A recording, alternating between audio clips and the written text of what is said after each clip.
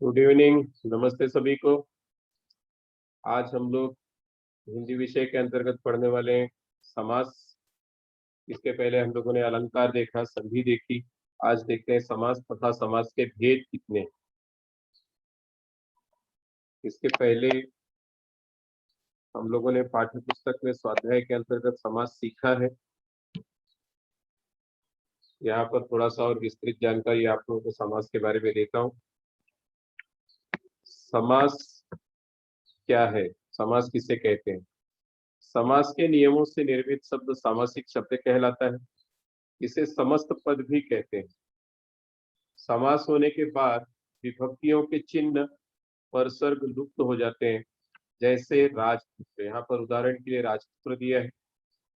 जो विभक्ति के चिन्ह होते हैं समास होने के बाद वे लुप्त हो जाते हैं। उदाहरण के तौर पर राजपुत्र। समास विग्रह क्या है? सामासिक शब्दों के बीच के शब्दों को स्पष्ट करना समास विग्रह कहलाता है। विग्रह के पश्चात सामासिक शब्दों का लोप हो जाता है, जैसे राजधन पुत्र, राजा का पुत्र। यहाँ पर एक सामासिक शब्द दिया था राजपुत्र। हमने पढ़ा कि समास होने के बाद जो विभक्तियां हैं उनके चिन्ह लुप्त हो जाते हैं। उदाहरण के तौर पे राजपुत्र देखा हम लोगों ने। उसी तरह का एक उदाहरण यहाँ पे दिया है कि सामासिक शब्दों के बीच के संबंधों को स्पष्ट करना, उसे ही समास विग्रह कहते हैं। विग्रह के पश्चात सामासिक शब्दों का लोप हो जाता है, जैसे राजधन पुत्र, राजपुत्र अर्थात राजा का पुत्र। अब जो सामासिक शब्द है उसमें दो पद होते हैं, पूर्व पद और उत्तर पद। तो पूर्व पद और उत्तर पद की जानकारी लेते हैं। पूर्व पद किसे कहते हैं, उत्तर पद किसे कहते हैं? समास में दो पद होते हैं, दो शब्द होते हैं, दो पद होते हैं। पहले पद को पूर्व पद और दूसरे पद को उत्तर पद कहते हैं। तो जो पहला पद है, पहला शब्द है, उसे पूर्व पद, और जो दूसरा शब्द है या दूसरा पद है उसे उत्तर पद कहते हैं। उदाहरण के लिए गंगा जल, गंगा धन जल, जिसमें गंगा पूर्व पद है और जल उत्तर पद है। तो यहाँ पर जो उदाहरण हम लोगों ने देखा वह है गंगा जल। उदाहरण के तौर पे लिया है शब्द गंगा जल। तो गंगा धन जल, जिसमें गंगा पूर्व पद और जल उत्तर पद। जो बाद का पद है उसे उत्तर पद कहते हैं, जो पहले का पद आता है उसे पूर्व पद कहते हैं। तो गंगा जल में गंगा पूर्व पद एवं जल उत्तर पद है, बाद का पद। अब समास के भेद कितने हैं? समास के भेद यहाँ पर 6 दिए गए हैं। सबसे पहला है अव्ययी भाव समास, तत्पुरुष समास, द्विगु समास, द्वंद्व समास, बहुब्रीहि समास, कर्मधारय समास। इस तरह से समास के 6 भेद आज हम पढ़ने वाले हैं।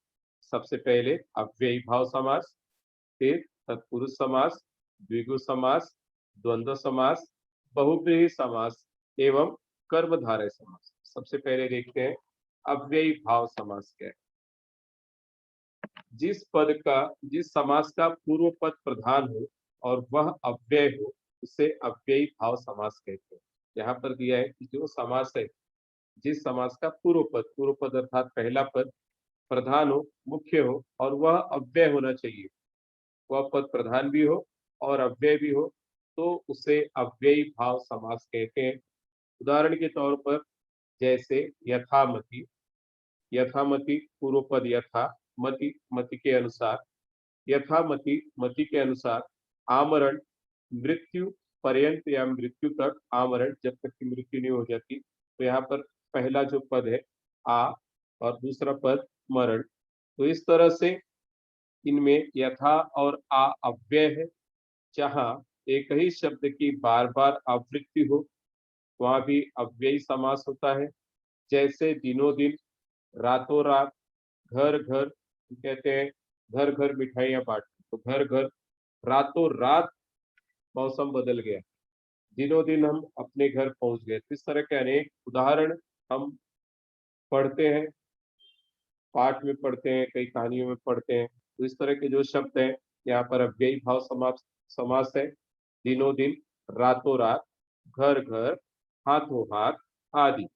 यहाँ पर अभ्यास के लिए कुछ और उदाहरण दिए गए हैं।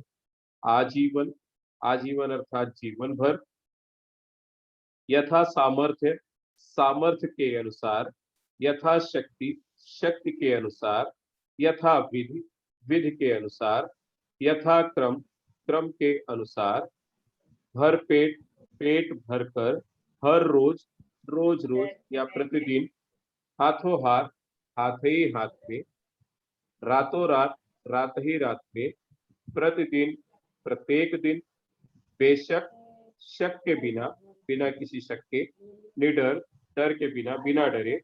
निसंदेह, संदेह के बिना, बिना किसी संशय के, बिना किसी संदेह के। प्रतिवर्ष, प्रत्येक वर्ष या हर वर्ष। आमरण, मरण तक। खूबसूरत, अच्छी सूरत वाली। इस तरह से हम लोगों ने अव्ययी भाव समास के उदाहरण देखे। तो अव्ययी भाव समास क्या है? जिसमें पूर्व पद प्रधान हो और उसी के साथ साथ, और क्या देखा हम लोगों ने? पूर्व पद प्रधान के साथ साथ क्या होना चाहिए? अव्यय होना चाहिए। पूर्व पद प्रधान और वह अव्यय हो, तब अव्ययी भाव समास होता है। इसके यहाँ पर कई उदाहरण हम लोगों ने देखे। इसके बाद देखेंगे हम लोग कर्मधारय समास। तो कर्मधारय समास क्या है? जिस समास का उत्तर पद प्रधान हो और पूर्व पद व उत्तर पद में विशेषण, विशेष्य अथवा उपमान, उपमेय का संबंध हो, वह कर्मधारय समास कहलाता है। अब पहले हम लोगों ने अव्ययी भाव समास देखा, इसमें पूर्व पद प्रधान और अव्यय होना चाहिए। कर्मधारय समास में क्या है? इसका उत्तर पद प्रधान हो और पूर्व पद व उत्तर पद में विशेषण, विशेष, इसकी विशेषता बताने वाला अथवा उपमान, उपमेय का संबंध हो, वह कर्मधारय समास कहलाता है। जैसे भव सागर, संसार रूपी सागर। भव सागर, संसार रूपी सागर। घनश्याम, बादल जैसे काला। घनश्याम, श्री कृष्ण जी के लिए उपमा दी गई यहाँ। घनश्याम, बादल जैसे काला, घनश्याम। और भी उदाहरण आप लोगों को यहाँ पर आप लोगों के समझने के लिए दिया गया है, उसे हम देख सकते हैं।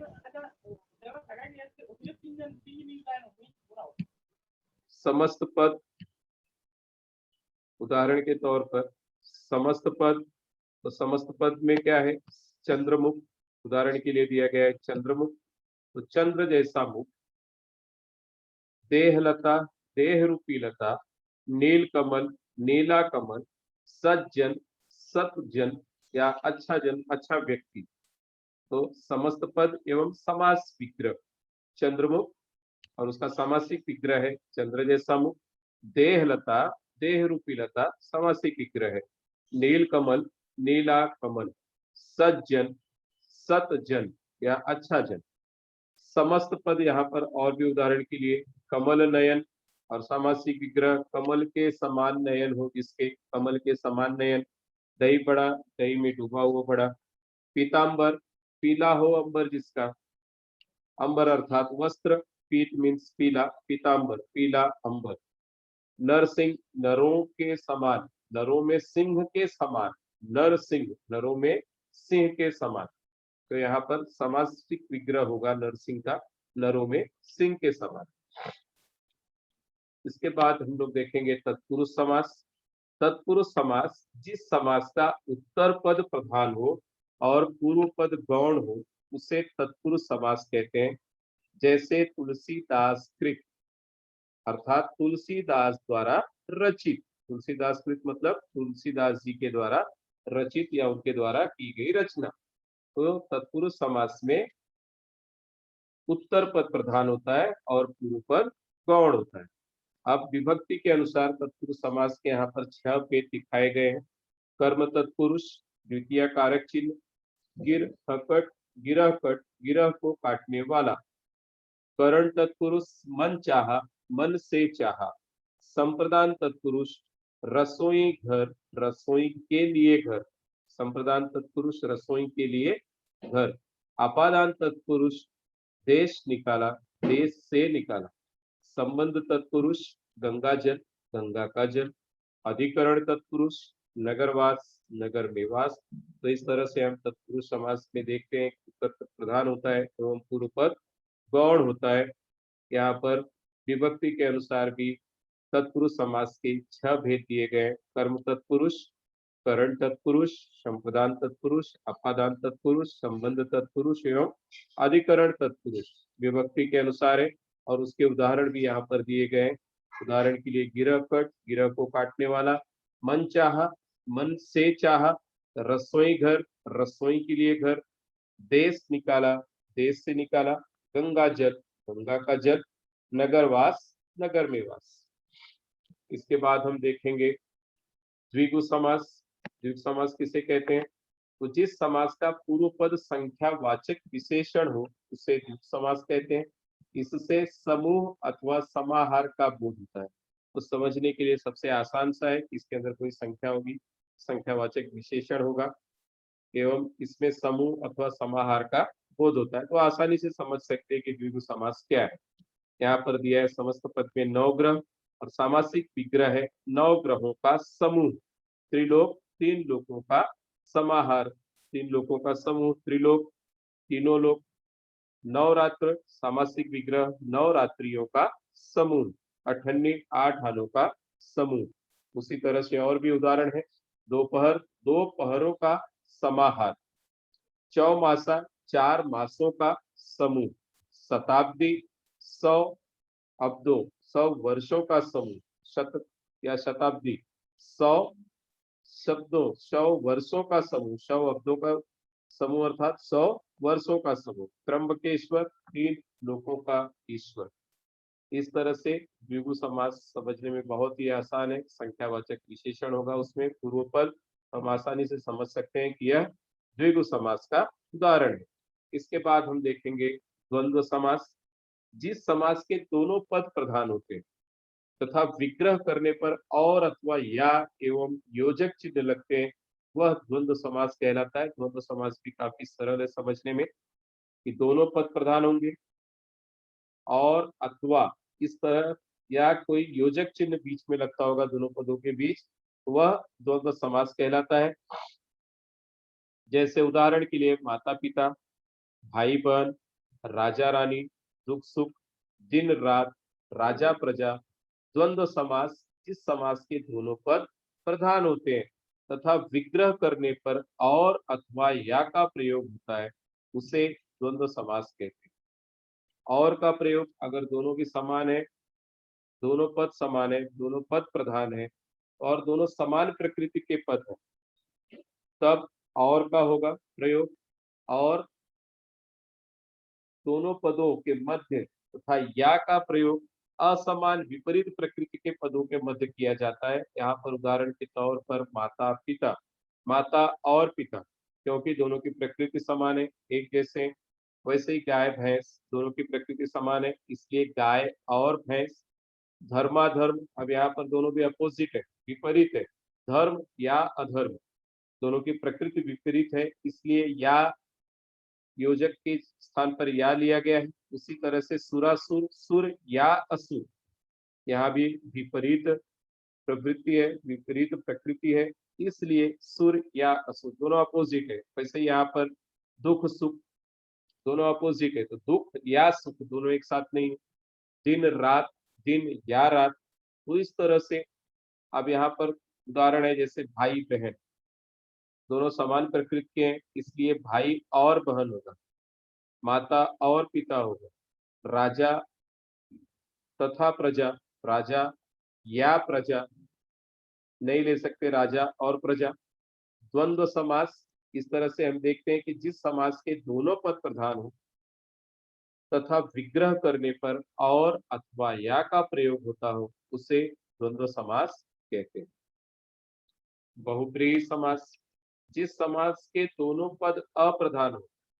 हम लोगों ने देखा द्वंद्व समास में दोनों पद प्रधान थे, यहाँ पर दोनों पद अप्रधान है अर्थात समान नहीं है। दोनों पद अप्रधान है, मुख्य नहीं है और समस्त पद के अर्थ के अतिरिक्त कोई सांकेतिक अर्थ प्रदान हो उसे बहुब्रीहि समास कहते हैं। उदाहरण के द्वारा और अधिक स्पष्ट करते हैं इसको।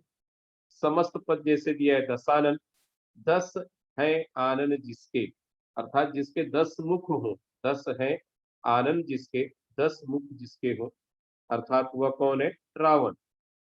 नीलकंठ, नीला है कंठ जिसका, अर्थात शिव, शिव जी के लिए कहा गया है नीलकंठ, नीला है कंठ जिसका, तो नीलकंठ शिव। सुलोचना, सुंदर है लोचन जिसके, जिसके नयन सुंदर है, सुलोचना अर्थात मेघनाथ की पत्नी। पीतांबर, पीतांबर अर्थात पीला हो अंबर, पीला वस्त्र अर्थात किसका है वह, श्री कृष्ण का। तो पीतांबर, पीला हो अंबर जिसका, अर्थात श्री कृष्ण के लिए शब्द है। वैसे लंबोदर, लंबा है उदर जिसका, अर्थात श्री गणेश जी के लिए लंबोदर शब्द का इस्तेमाल होता है। दुरात्मा, बुरी आत्मा हो जिसकी, कोई भी दुष्ट व्यक्ति के लिए दुरात्मा शब्द का उपयोग कर सकते हैं। श्वेतांबर, श्वेत है जिसके अंबर, जिसके वस्त्र, जो श्वेत वस्त्र धारण करती है, वैसी माता सरस्वती जी के लिए इस शब्द का उपयोग किया गया है। इस तरह से हम बहुव्रीहि समास को आसानी से समझ सकते हैं। दोनों पद अप्रधान है और कोई समस्त पद के अर्थ के अतिरिक्त कोई सांकेतिक अर्थ प्रधान होता है। उदाहरण के लिए हम लोगों ने देखा दशानन, 10 हो आनंद जिसके, अर्थात रावण के लिए। नीलकंठ, नीला हो कंठ जिसका, शिव जी के लिए। सुलोचना, सुंदर है लोचन जिससे, अर्थात मेघनाथ की पत्नी के लिए सुलोचना। वैसे ही पीतांबर है, पीला है वस्त्र जिसका, श्री कृष्ण के लिए। लंबोदर, लंबा है उदर जिसका, उदर अर्थात पेट, तो जिसका उदर लंबा है, जिसका पेट बड़ा है, वह श्री गणेश जी के लिए। दुरात्मा, जिसकी आत्मा बुरी हो उसके लिए, ऐसे दुष्ट प्रवृत्ति का कोई व्यक्ति होगा उसके लिए। वैसे श्वेतांबर, श्वेत है जिसके अंबर, जिसके वस्त्र श्वेत हैं, श्वेत वस्त्र को धारण करने वाली सरस्वती जी। तो इस तरह से हम बहुब्रीहि समास को समझ सकते हैं। यहाँ पर समास के भेद आप लोग इस तरह से चार्ट बना करके उसको आसानी से लिख सकते हो, समास और उसके भेद। तो देखा हम लोगों ने द्वंद्व समास, द्विगु समास, अव्ययी भाव समास, सर्वधारय समास, तत्पुरुष समास एवं बहुब्रीहि समास। इस तरह से समास और समास के 6 भेद हम लोगों ने सीखे। संधि और समास में अंतर क्या है, हम लोगों ने इसके पहले जो पार्ट लेसन लिया था उसमें मैंने संधि समझाया था। संधि के 3 प्रकार बताए थे और उसको हम लोगों ने विस्तार से सीखा था। तो संधि और आज हम लोगों ने समास देखा। तो संधि और समास में क्या अंतर है, संधि वर्णों में होती है, इसमें विभक्ति या शब्द का लोप नहीं होता है। जैसे देव धन आलय, देवालय, तो 2 वर्णों के बीच की संधि, इसमें विभक्ति शब्द का लोप नहीं होता। उदाहरण के लिए देवधन आलय, देवालय। और समास क्या है, समास 2 पदों में होता है। समास होने पर विभक्ति या शब्दों का लोप भी हो जाता है, जैसे माता और पिता, माता पिता। तो इस तरह से हम लोगों ने संधि और समास का अंतर भी देखा। तो धन्यवाद आप लोगों को। उम्मीद है आप लोगों को समास तथा समास के भेद समझ में आए होंगे, समास और संधि के बीच का अंतर समझ में आया। थैंक यू, धन्यवाद।